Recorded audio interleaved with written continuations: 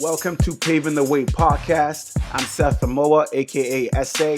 I'm here with Kenny Jean-Louis, aka KJL, and this is our very first episode on Paving the Way. We are here with someone very unique, a special basketball talent out of Montreal, out of Saint Leonard, or as the French would say, Saint Leonard, Mr. Kewyn Blain. Une superstar. Comme quand tu parles de Kewyn, c'est une légende. Moi, je ne sais pas ce que les personnes pensent de Kewyn, mais tout le monde sait que c'est une légende. C'est un All-Star au primaire, un All-Star au secondaire, un All-Star au cégep, un All-Star à l'université. Puis maintenant, c'est une légende. On va juste essayer d'apprendre un peu de Kewyn. Puis merci. Respect, guys. Merci d'avoir accepté l'invitation. Maintenant, parce que on est en train de réfléchir qui on va inviter.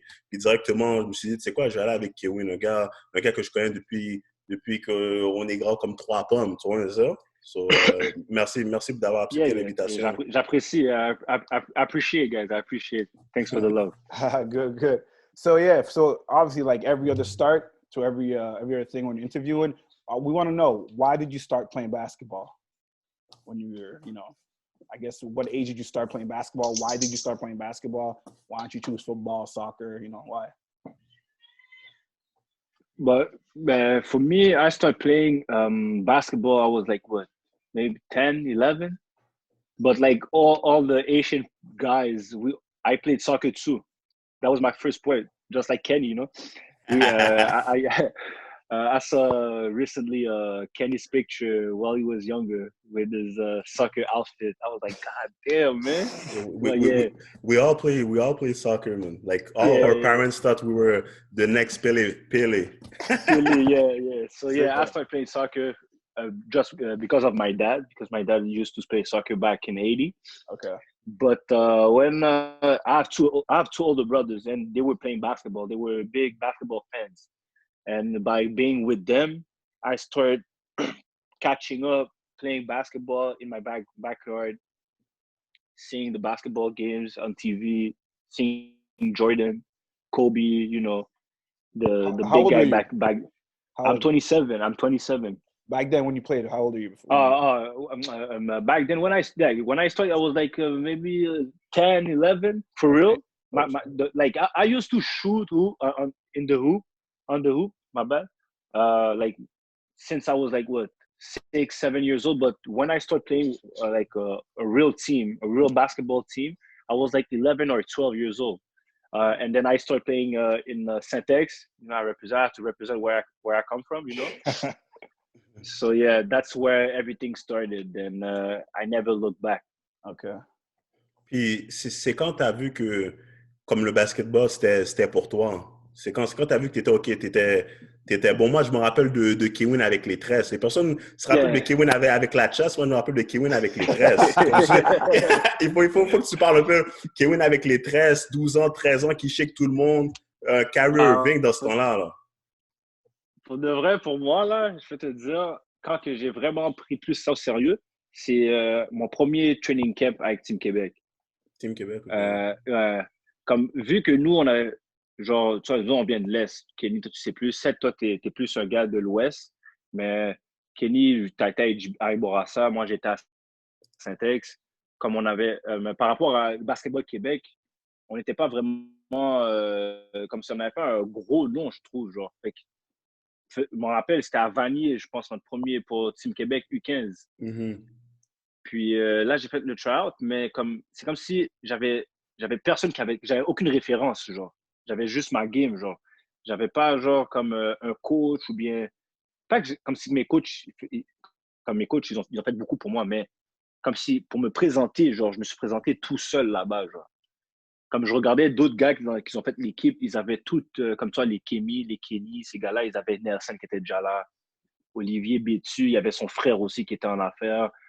Comme tout le monde avait quelqu'un, genre, qui était dans la business, genre. So, moi, j'étais comme shit. Je vais jouer live, comme j'ai rien à perdre. I'm just gonna hoop, Et puis, j'ai ball out. C'est là que j'ai vu que j'étais capable de... J'étais dans le même level que vous, là, que les gars, man, que tous les gars. Quand j'ai vu mon nom, j'étais partie de l'équipe, c'est sûr que ça m'a donné un boost, là. Cet été-là m'a donné un gros boost. un boost de confiance. Comme, je savais que je l'avais dans ma game, comme si je savais que j'étais capable de compétitionner avec les tops du Québec ou de Montréal, de la ville. Mais le fait de, après, te faire recognize par, genre, exemple, des gros coachs, puis comme faire l'équipe du Québec, exemple, pour nous, à cette époque-là, c'était ça, là. On n'avait pas encore beaucoup d'élites, il n'y avait pas des grosses teams comme ça, là. Fait que c'est sûr, pour moi, ça m'a donné vraiment un boost de confiance pour rentrer ma première année juvénile après, là. Okay. When you were going back, when you were at Saint-Ex, right? Yeah. Playing at Saint-Ex, because I know you played Saint-Ex and you played for probably like a month or two, I don't know, a little bit for Park X. Yeah. I want to know what decision making why did you choose to go to Champlain instead of all these other colleges? All the other college. It's really the impact of JD, bro. Mm-hmm. Like JD was like, I don't know, man. Just like I don't know, the way he talks, the way he approached the game. Facts. He came to see me often. Like almost it was either JD or Ricardo Telamon. Mm-hmm. They often come see me play at Saint-Ex, and they were the coaches that really put the effort to come see me and recruit me. Okay. But I also had the chance to go. I barely almost went to Vanier. Man. I barely, I went to a visit with Coach Herzog Andy. And then with my dad, we went there, we ate. Everything was fine. Everything was good. I saw Richard Adai. He was working out. He was subbed out.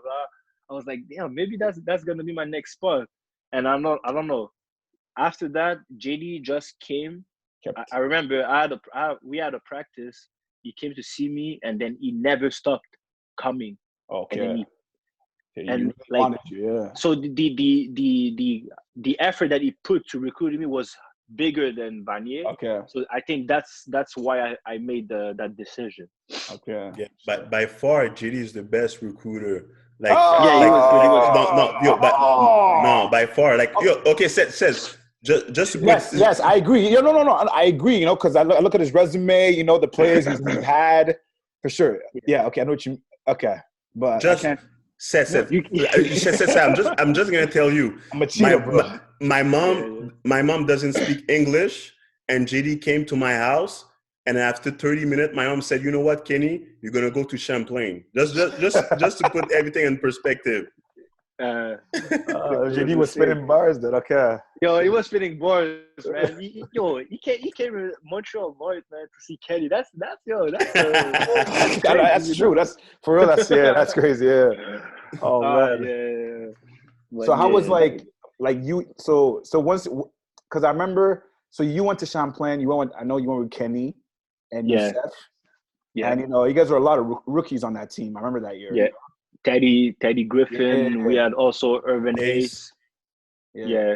Okay, so they both played at the Émile Legault Express. Yeah. Express. Okay. Yeah, we had a good recruiting class. Yeah, and one thing I noticed, because when I was playing at Vanier, is that out of all the recruiting class, you were playing high minutes, Yeah. He was the only one playing. Me, I was benching the whole time.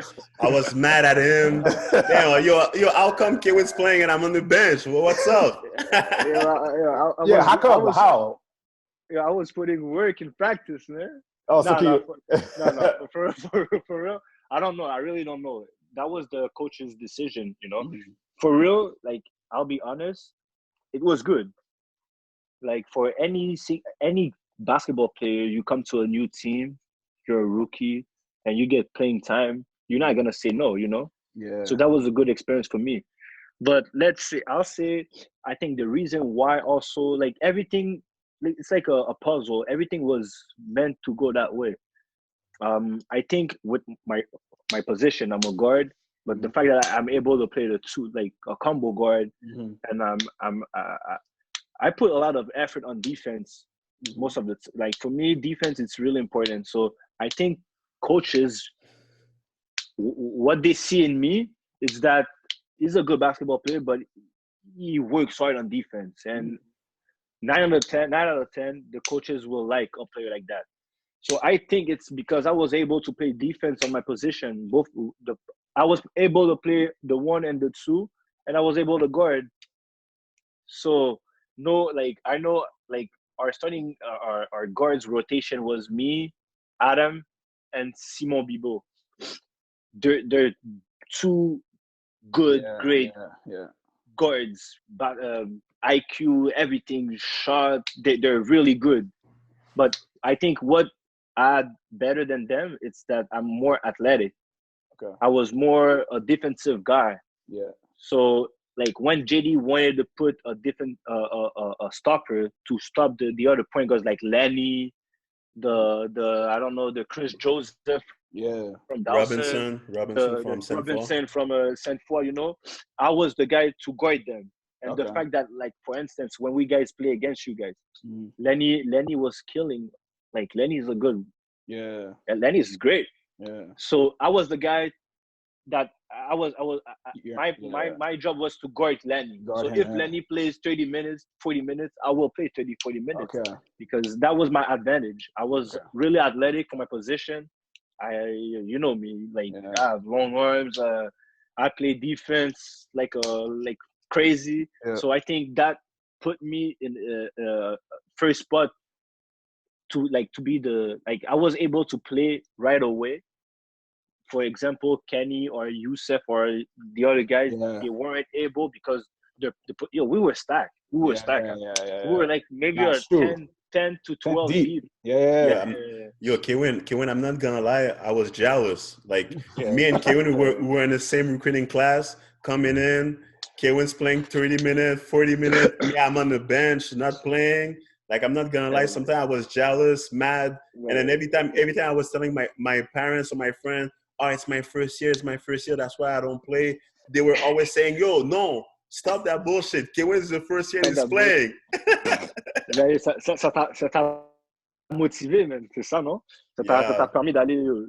T'es rentré dans le gym, tu frappais tes weights, tu prenais ton poids, tu prenais tes forces, puis c'était de la motivation. Pour moi, ça n'a jamais été quelque chose où je vais comment je pourrais dire, I'm really a humble guy, I will never drag myself or brag like, yeah, I'm a first year I play, blah, blah. If I can motivate you in some way or you can motivate me in some way, we'll get better. For me, c'est vrai, je m'en rappelle comme quand j'étais down, I always push you. I was like, come on, man, let's go, man. Yeah, maybe like Kenny was behind Jan. Jan Charles was like what 6'6", 250. Was big as fuck, like really legit D1 prospect, So Kenny is a really good basketball player. I always knew that since we played the first games against each other. I always knew he was a good player. But Kenny we were skinny. We were like, I was skinny too. But I was playing the guard. Kenny was playing the 3 and the 4 against bigger, tougher guys. Yeah. So like I was like, yo, you wanna play? You wanna be like, just do your stuff, work out, lift weights, show that the coaches that you're ready. And then as soon as they're going to give you the opportunity, it's over because you're a good basketball player. And as soon as he had the 5, 10, 15 minutes a game, then he went away. That was crazy. It was done. Kenny just flew and then he never looked back. So, that's the thing, man. Okay. Puis après ça, après Champlain, c'est quoi? Qu'est-ce que tu as fait? I know you went to a prep or a JUCO. Like, can you tell me a little about your experience in the States? The JUCO experience. Le JUCO, pour là, c'était une très belle expérience. It was a good experience. Wait, which JUCO playing against? I went to Odessa College. Where's that? It's the in Texas. Okay. It was the toughest.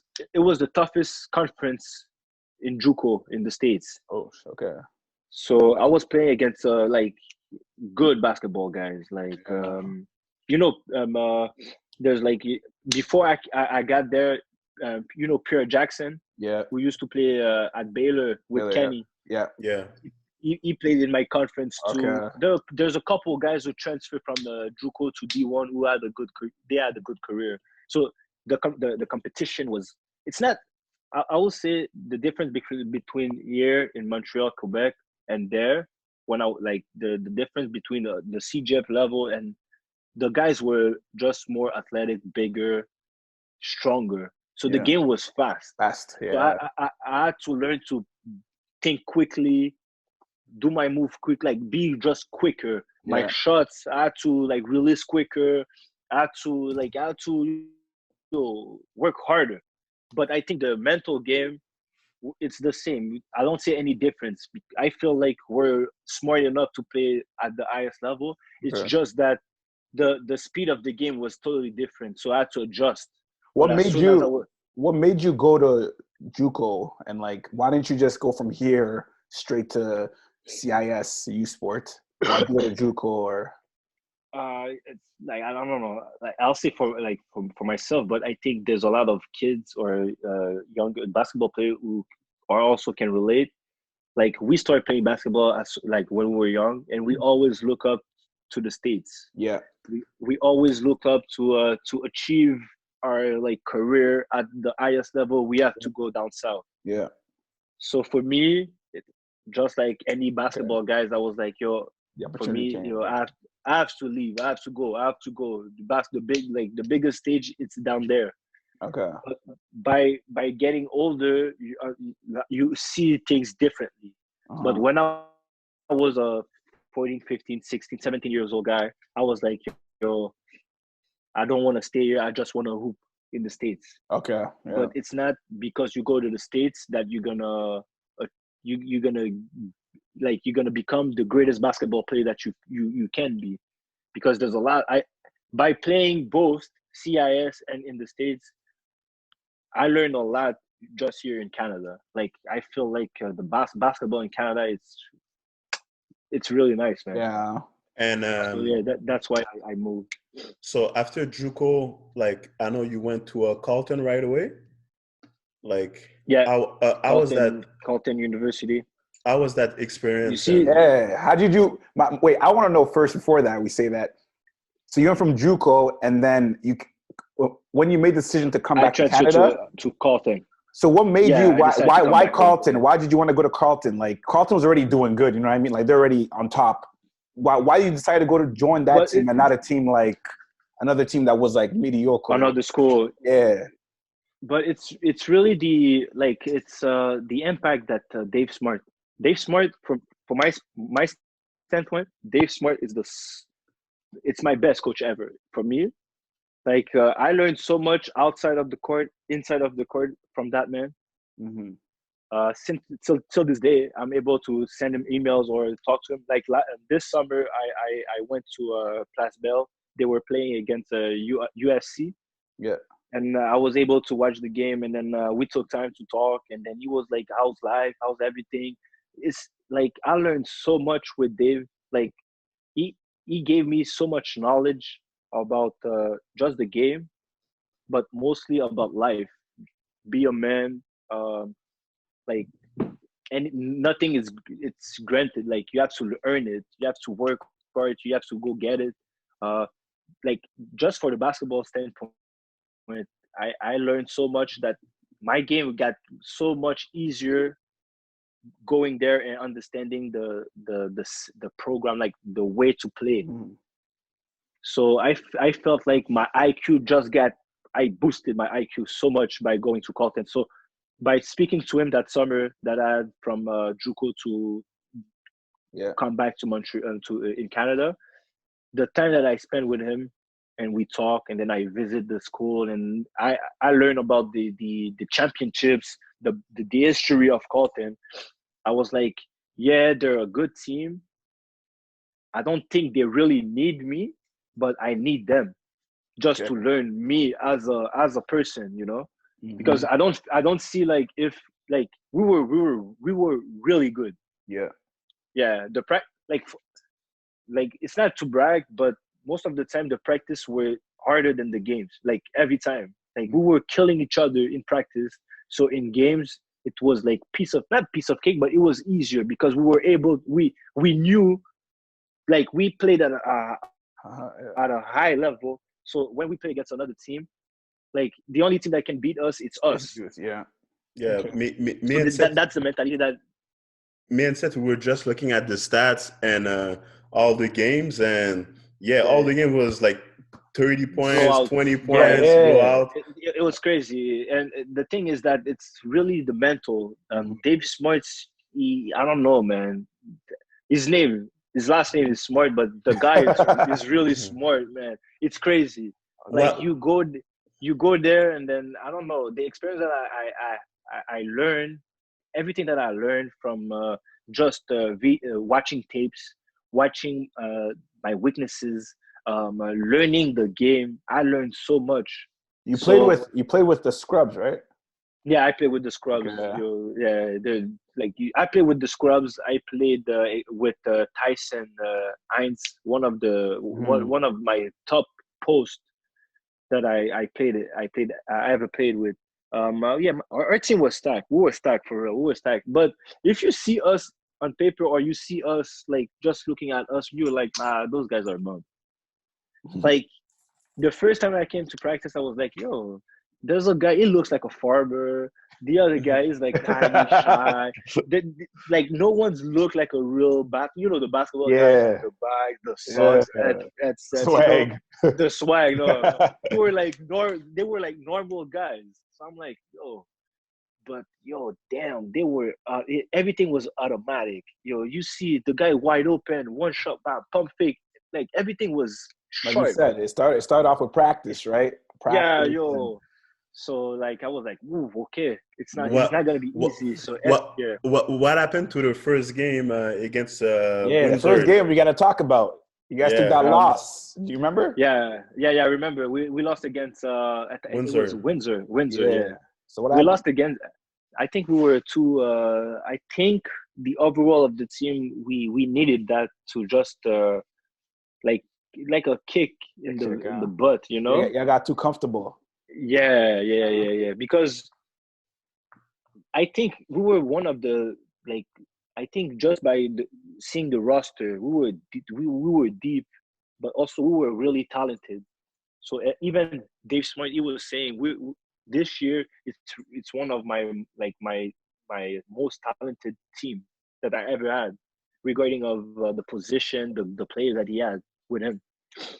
So I think we were too much comfortable. We got to Windsor. I think we were in the States. We played against Villanova. We lost by 2 or 3 points down there. So we were confident that we were able to kill everybody. Yeah. So we got there, Windsor, the gym is packed. They're ready to beat us. And that year, but like, I think it's like every team wanted to beat us. Like, so every team, they brought their A game. So we had to understand that, like, every team would like to beat us.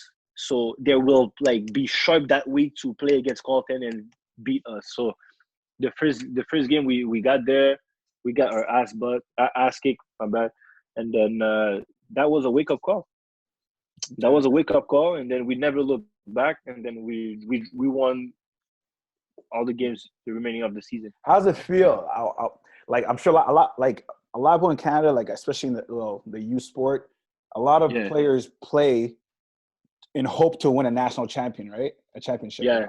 In hopes, you know. And then for you to do it in your first year when you came to play with Carleton, how did it feel? Yeah, like, how was that? Like, and you played. And one thing, and he played. And you played. You weren't just, you know, So that's what I want to know too. I was on the rotation. Yeah, it was a blessing, man. It was a blessing for real. And the one thing that I really enjoy is that I was able to play in front of my family, you know. That I think that is the most blessing thing for me. The fact that the year before I was down south in Texas and I was by myself, you know. So it was really tough for me to just keep motivating myself and not seeing my family. But by playing in Ottawa, that's what, an hour or two away of Montreal. So I was able to see my family more often.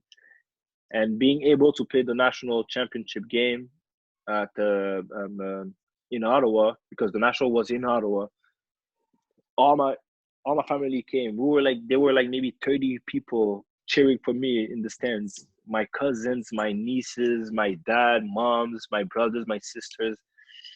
It felt so good. It felt like back then when I was playing and my mom used to watch me play. That's how I felt.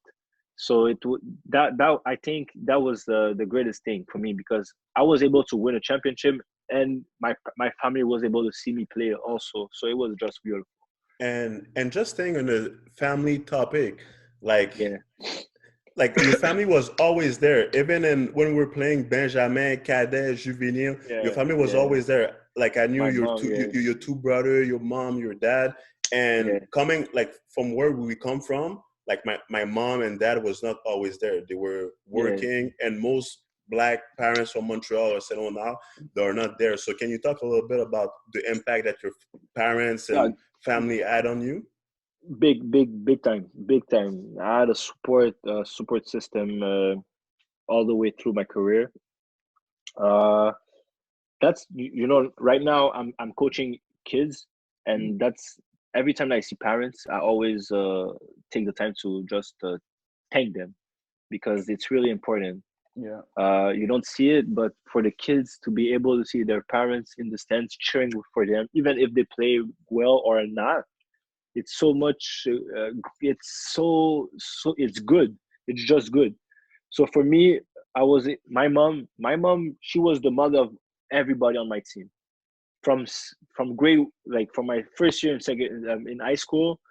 So when I was playing with Kenny in Champlain, my mother, even like she had to go to work, she finished to work, she came straight to the gym to support me. Even if she had nothing in the stomach, she didn't eat. Her focus was to be there for for her son. So like, I don't know, for me it's just a blessing, So right now I'm older. My career is like, I play, I work out, but my career is over. So one thing that I can tell the kids, it's to be happy when you see your parents support you, and for the parents to come support the kids, because it's really important. That's it. It's really important. Yeah. Okay. So after you're done playing at Carleton, you took some time off. Yeah. So during that time off, what did you do? What that kept you still in shape, still focused? But no, for real, I didn't play at all. I stopped playing ball. Oh, you stopped? I stopped. I stopped everything. I just needed a break. I just needed a break to see like life in another way. Like I spent like for myself, I was like playing basketball, just playing basketball day in day out. So I just needed a break. I traveled. I focused on in school. I did stuff that normally, when you focus in your sport, you don't do. Okay. So I took the time for myself, and then I was. You don't need to stop playing ball for that. Ball brings that. Ball brings that. Yeah. Like, c'était ça. It was like just to take some time off, and to see like in the long run what I wanted to do, and by stepping away, I realized that I missed basketball. Okay. The fact that I was in it, my full head in it, I wasn't able to see it. So I wasn't taking stuff seriously as I should, maybe. You took it for granted. Yeah. So by stepping away, and then by looking like in the big picture, outside of the box, I was able to see that shit. Basketball. I miss basketball. I miss being like I miss just traveling with the guys. I miss practicing with my team. Killing people. Killing people on the court. Yeah, also. But it's not. It's really, it's bigger than just the game, like the actual game, because we don't. It's not like, I think people think we just play basketball and that's it, but it's bigger than that. We spend like for a full season. You spend time with your teammates more than you're gonna spend. You spend time with your parents. Anybody. It's like we're actually brothers. Yeah. You know. Yeah. So we started from training camp, killing each other, getting our cardio back, lifting weights, traveling there, traveling that, losing game, winning games, tournament. You create so much memories that it'll never go away. Like but just by speaking with you guys, I see both of you guys and I have memories. Yeah. Like either playing with you, playing against you, being in a tournament, you were so what's good, you know. So those times, I think that's what I like. That made me realize that I really miss basketball, and then that's why I decided to come back. And then after I think you took 2 years off, and after that you joined the UQAM. I joined UQAM with Mario. Yeah. How was that? Did Mario convince you, or Nate, Philip convince you? Like, how did you? I'm gonna be honest. It was really because of Mario. Okay. Like Mario Joseph, it's like one of our pioneer. You know, we were younger. We used to watch them. All those guys playing, killing, and they showed us how to play the game. You know. So for me, being able to speak with him as I got older, and then he was like, "Yo, okay," he was like, "Mario's real. He's a real dude. Like, he's not gonna bullshit or say stuff like the politics stuff." He was like really like a big brother to me.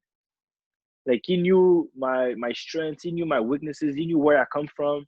He was like, "Yo, I'll be honest, I really want you. I'm able to help you, blah, blah." He was already thinking about maybe he's going to be the head coach. And I was like, "Yo, if I want to come back and playing home and playing under a coach that like I have a real good, no, not just believing, but a real connection. Yeah. Not just basketball K and Coach Mario. It's really Kewyn the person, Mario the person. Like Mario, I'm able to see him right now, and then we're gonna be able to talk stuff other than basketball. Like that's the relationship I have with him. He's like really a big brother to me. So I was like, I feel like that's gonna be a good fit for me because like that's what I just wanted.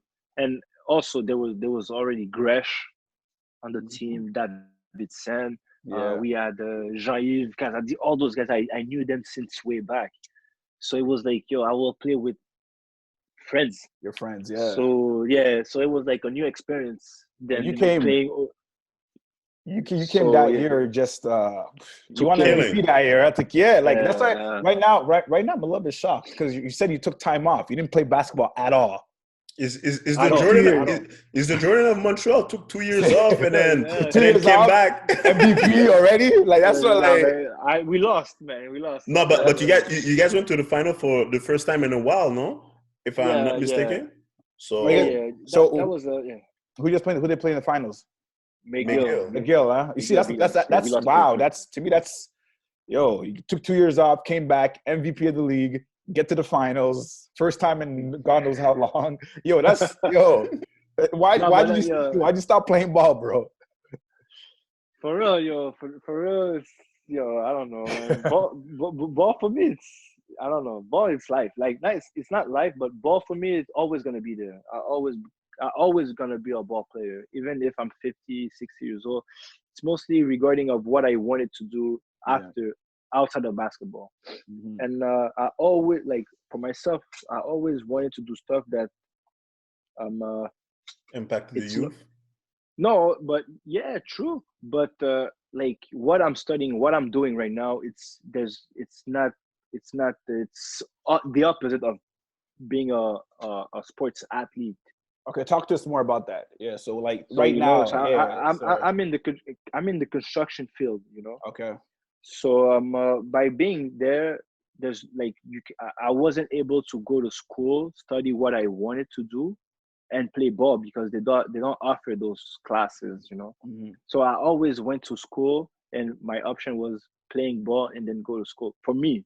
But it wasn't the good way to see it because you're a student and then you're An an athlete. athlete. Aha. Yeah. So the motivation to go to class or to succeed in class wasn't the same for I was motivated to be in the gym. I was motivated to do the extra work, but I wasn't motivated to do it in class because at the end, I was kind of lying to myself by saying that, I'm going to put that on the side and then try to figure it out, something that I can do while I play basketball.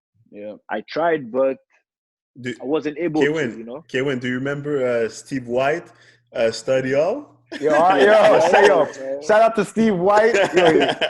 He became an assistant at Vanier after. But yeah. Shout out to Steve White. I remember we had study hall from, let's say, 10 a.m. to like 2 p.m. 5, 6, and so he was there at 10 a.m. and then he was telling us, okay, you guys need to stay, but I'm gonna leave. So we were just looking at the window to see when his car was leaving, and then we leave. And then we did. Now, Steve White, shout out to Steve White. Steve White is my guy. Steve White's my guy. Yeah. Just one thing to tell you. You see, the reason why I got there I went to Champlain instead of going to Vanier also. It's JD and Steve White. Those two guys also. I forgot to mention that. I remember. Because even when I played at Vanier, one summer, because my birthday is on June 29th. One summer, Steve White and JD, they both came to my parents. They made a surprise party for me. Yeah. And so I was in shock. All my family was there. I'm like, oh shit, nice, thank you. And I see John Denver and Steve White. And JD was trying to dance compound with my mother. I was like, this guy. Okay, yeah. No, I have to go. Okay, I have to sign right away. So, okay. I have those memories about that's real. That's real. JD. Yeah, no, those guys are real. Yeah, Steve White, real MVP. Real MVP. Kewyn, you forgot one reason, man. I signed there. You forgot. Yeah, you signed too. You signed too. Yeah, my boy Freaky. Wow. You signed too. This guy. Steve White. No, Steve White was a big part. The big part. Kenny was like LeBron James. Trying to call guys, sign with him, sign with me. because I don't remember who signed first. Did I sign first or you did? I don't know, because we were also playing at Team Quebec that summer. Yeah. And also, but the thing, I think you signed first because I had summer school. Yeah, okay. So I was not even on the team right away. Yeah, because I had to finish my summer classes. So you guys were practicing. You went to the States tournament. Yeah, true. Yeah. I did. So I think that's why you were mad. I got there late. Kenny was doing all the thing in summer. Oh, okay. So Kenny was doing all this thing, and then you everything. I came as soon as the school started, and then boom. I was benching, man. I remember we had headbands, stuff like that. Yeah. Oh, yeah. I got a question with that, because I remember when I was at Vanier, you guys, everyone was wearing a headband. Everyone. What was that? Yeah. What was that? I think it goes back from the older guys. Oh, okay. It's it's the tradition that we try to we followed. That's it. But then the year after, you guys took out that headband. No, I think we played one game. Just for one game. Okay. I wasn't a big headband guy for real. Yeah, y'all didn't headbands. No, Kenny's head, bro.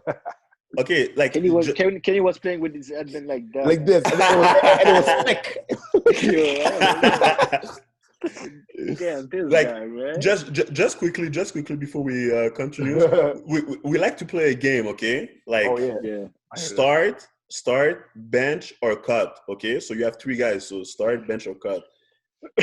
with the coaches, so you have Dave Smart, you have JD, and you have Mario. Okay, so start, bench, or cut. So you have to. Gotta say it, bro. So I will say, just start. I will go with the Dave Smart. Okay. I can't. Yeah, you have to start him. Yeah. Who'd you bench? Damn, son. Yo, I will go. I will start. Damn, it's tough, man. That's Okay, tough, I'm starting with Dave Smart. Okay. Bench or cut? I will go with the experience. It's whack, yo. It's whack. Yeah, no, it's whack. It's so cheap for my yo. So it's yeah. No, but Dave Smart. they all three great coaches, so that's why They're all I know it was great hard. coaches. It's tough, yeah. So, but yeah, I will go with the experience of the coaches. So Dave Smart, just because I feel like for me, it's the best coach that I ever had. So Dave Smart, JD, and then Mario. My bad, Mario. I have to cut you. Okay. And another thing. But it will be happy to learn from Dave and JD. I know. For sure. Yeah, for sure. They're amazing coaches, yeah. One other thing, your all-time, like starting five. So in each position, point guard, shooting guard, small forward, power forward, center. You know, not including yourself though. So just five. Set from Montreal or with all the players you everywhere. play with? Everywhere. Everywhere I played. Your top five. Yeah. Shit. Point guard, I will go with Kenny Fred. Okay. Yeah, Kenny Fred. Kenny Fred was a killer, assassin, man. bro. Assassin. He was a killer, yo. Still. He's still an assassin, but I remember playing. I played. Damn, man. Kenny, bro. It's crossover. You know the crossover is coming, but still. Is that like hesitation? You don't know what he's gonna do. And then whoa, yeah. Damn, I remember, man. I remember when we were in high school, and I remember when I was playing against his high school.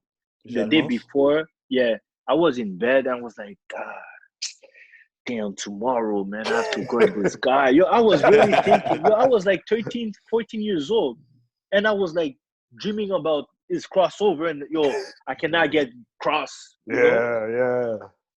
We're so lucky.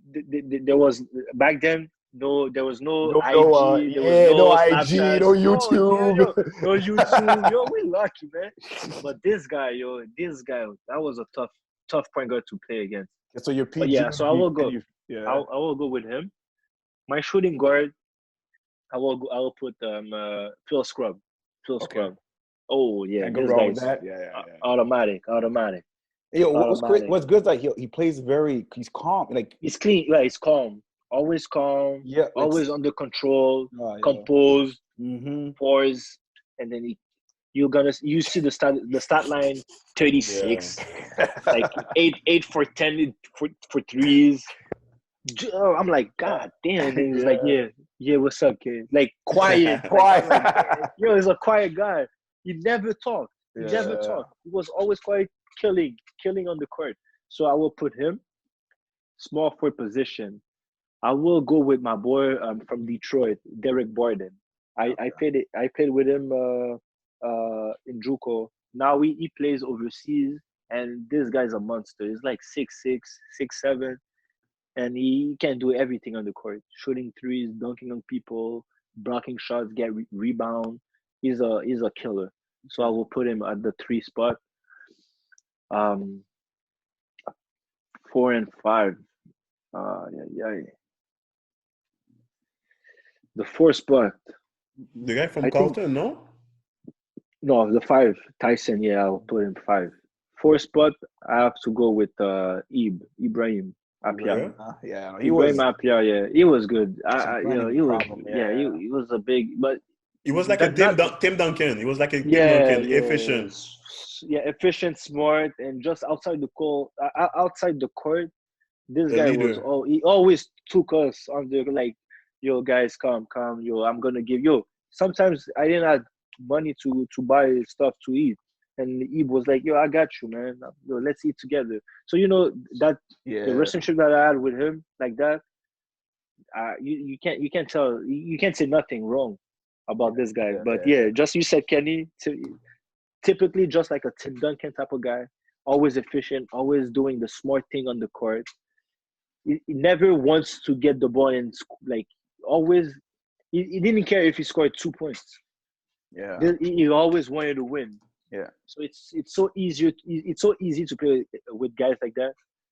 And then you have Kenny. Yo, give me the ball. Yo, Kenny was a sayo at CBR. I'm like, yo, shut up, man. Yo, yeah, the boy. No. This guy, we played. That was the first time that I realized Kenny was so hungry to score. we were playing Team Quebec U15, and I'm like, we're in halftime. We were up like 20 something or 15 points. Everybody's playing well. Well, I'm like, yeah, good job, good shit, Kenny. Good shit, Kenny. Kenny's like. the guy, he has his stat line in his head. Yo, bro, like, I got 8 points. Okay, I need 2 points to get 10 points. Oh, we know this, bro. 6 rebounds. I believe that.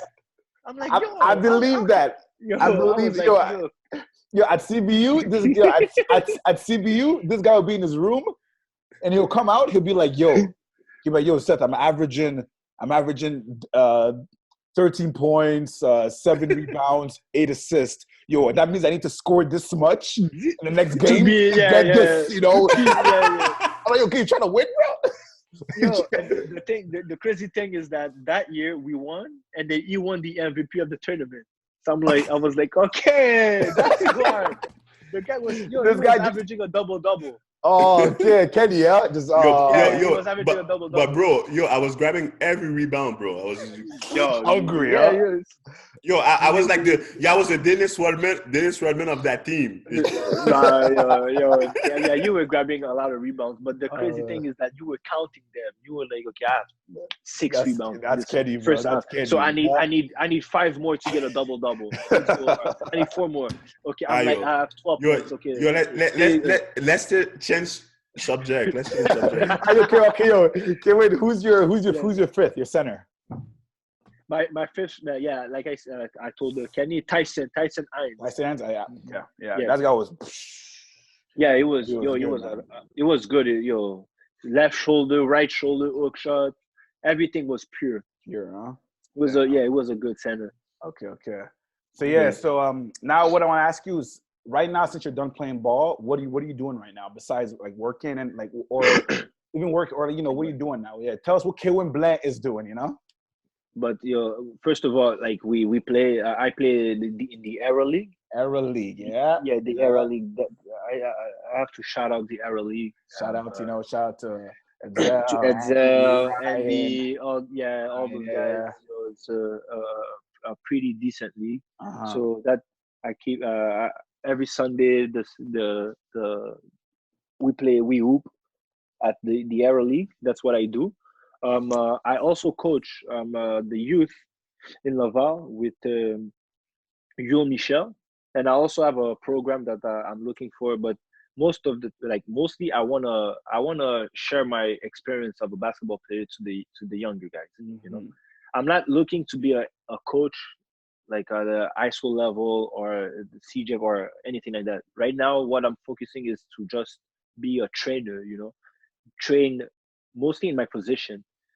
Like I'm a point guard, so I'm what I'm doing is I'm doing clinics about reading screens, reading the game, the pick and roll, all that stuff, just to give the knowledge of a point guard, like what I learned as a point guard. I try to give it back to the younger guys. Okay. So that's what I do. Most like right now we're in quarantine, where everybody's home. So I'm trying to work out. For real, I worked out maybe for a week. Okay. So I'm a little bit lazy right now. I eat, I watch TV.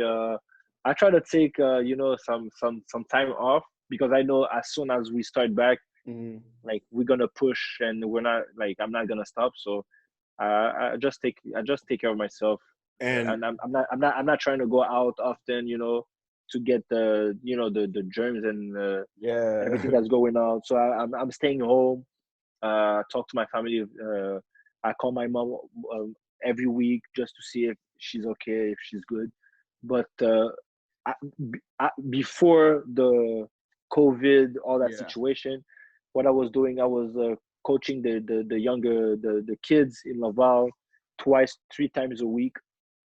I was hooping at the Aero League, and I was trying to keep myself in That's shape. good, man. Okay, that's good. And what type of coach are you? No, me, I think I have a good approach with the kids. Our generation's totally different than their What generation. ages are you coaching right now? What ages? I'm coaching from 6 to 12 years old. Okay. So they're like like the kids. I have a kid like he's like 4 or 5 years old. I'm basically learning him the basic of the basketball of the game. Okay. Like your dribble right hand, dribble left hand, layup right, left, ball between the legs, all that stuff that I think there's for me I see because we try to put the kids from that specific age. We're trying to push them away, and we focus on the kids in high school. But I feel like if we're able to focus while they're young, and you give them the good basics, when they're gonna go to a high school and they're gonna play on a like competitive level, they will get the fundamentals will already be on point. Yeah, for sure. So that's why I'm trying to focus with the kids like really at a younger age, and I really like them. I really like it. But I respect that, bro. Yeah. Thanks, bro. But me as a coach, I see myself like a big brother. I'm not the type of guy yell at them, run sprints. The generation of the kids right now who's playing basketball and us, we were able to get beat, get yelled, and then we were like, let's go. I'm gonna show you I'm not a pussy. You know. Them, the approach is totally different. You have to talk to them. You have to be on their side. You have to learn like their feelings. Yeah. It's crazy, but you have to change, like So I'm like I'm trying to be the big brother. You have a problem in school, you don't like something, you talk to me. I'm not gonna judge you. I'm just gonna guide you. One thing that I want to give to the kids, it's the error or the mistakes that I made. If I'm able to guide you to not do the same, I will do it. I'm not gonna be shy to tell you. That's it. Yeah. Okay, that's my role. Just what you just said was well said. What advice would you tell Kewyn who's 14, Kewyn at 13, Kewyn at 12? What advice would you tell a younger Kewyn? Like if like I was able to see myself when I was younger, like I will tell them to like, even with the situation that we're living right now, everybody has to stay home. We cannot like see each other, social distancing, nothing. So I feel like most of the people we took a lot of things for granted. Just being able, like, next time that I'm gonna see you set, it will be totally different because maybe it will be the last time that I see you, So I think if I have the chance to speak to my younger self, it will be to all the coaches that they put it the hour, they came at 8 a.m. to give you a workout. Like, they did that because they like you, and they did that because they love basketball. We're not getting paid. Most of the guys, they're not getting paid to do that. They do that because it's their passion. Yeah, it's fact. So I remember sometimes when I was younger, I was a bit a pain in the ass. Like, I had my attitude. I was like, fuck this, fuck that, I'm gonna do my, So if I was able to talk to my younger self, I would be like, listen to everybody that gonna put the effort and the time to improve your game, and cherish all the moments, because time flies, man. Yeah, I remember a couple of years ago, we were together, we were playing against each other, or we were playing university level. Right now, we're all working, doing our careers. Somebody, you may have a kid, you may have a wife, you may this, you may that, and just by clicking your fingers, next thing you know, we're 40 years old, and then boom, so like the time flies. So just to, like, if I was able to talk to myself, would be like, cherish all the moment, man. Cherish all the moment. Yeah.